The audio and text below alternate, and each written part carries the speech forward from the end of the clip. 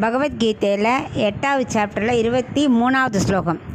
எத்திர காலே த்வனாவ்ருத்திம் ஆவ்ருத்திம் சைவ யோகினஹ பிரயாதா யாந்தி தம் காலம் வக்ஷ்யாமி பரதர்ஷப. இந்த ஸ்லோகத்தில் மார்க்கத்தை பற்றி சொல்கிறார். காலம்ங்கிறது மார்க்கம், எந்த வழியாக யார் எப்படி போவாங்கிறத சொல்கிறார்.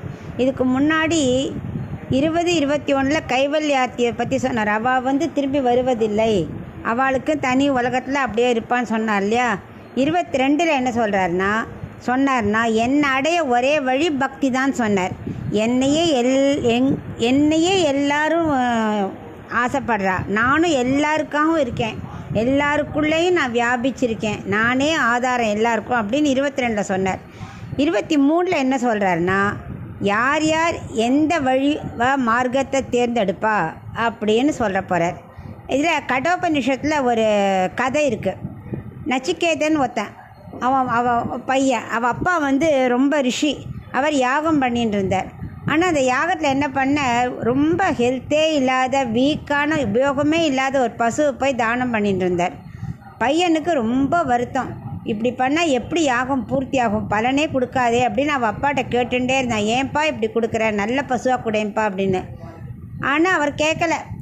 அவன் ரொம்ப நொந்து போய் ஒரு தடவை என்ன பண்ணால், இப்படி தானம் பண்ணுறியே, என்னை எப்போ தானம் பண்ண போகிறேன்னு கேட்டுவிட்டான் கோவத்தில். அவன் 2-3 தடவை தோணுத்தோன்னு கேட்டவொடனே அவருக்கும் கோவம் வந்துட்டு, உன்னை மித்ரு தேவதைக்கு கொடுத்துட்றேன் அப்படின்னு சொல்லிட்டார். ரிஷி வார்த்தை எங்கேயான்னு போய்க்குமா. உடனே மித்ரு தேவதை வாசலில் இவனை கூட்டின்னு போயிட்டான். நேரே யமப்பட்டினம் போனான். அங்கே பார்த்தா யமன் அங்கே இல்லை, அவன் 2 நாள் வெளியே போயிருக்கான். 3 நாள் கழித்து தான் வரான். பார்த்தா இவன் இந்த பையன் நாச்சிகேதன் அங்கே இருக்கான். உனக்கு இப்போ டேர்ன் இல்லையே, நீ எப்படி இங்கே வந்த அப்படின்னா அவன் எல்லாத்தையும் சொல்கிறேன், எங்கள் அப்பா இதை மாதிரி சொன்னான் அப்படின்னு. அட பரவாயில்ல, நீ கவலைப்படாத, நான் உன்னை திரும்ப அனுப்புகிறேன், உங்கள் அப்பா உன்னை கோச்சிக்க மாட்டா, நான் உனக்கு இன்னொரு வரமும் தரேன்.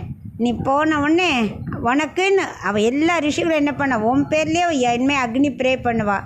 அதுக்கு பேர் நாச்சிகேதா அக்னின்னே பேர்.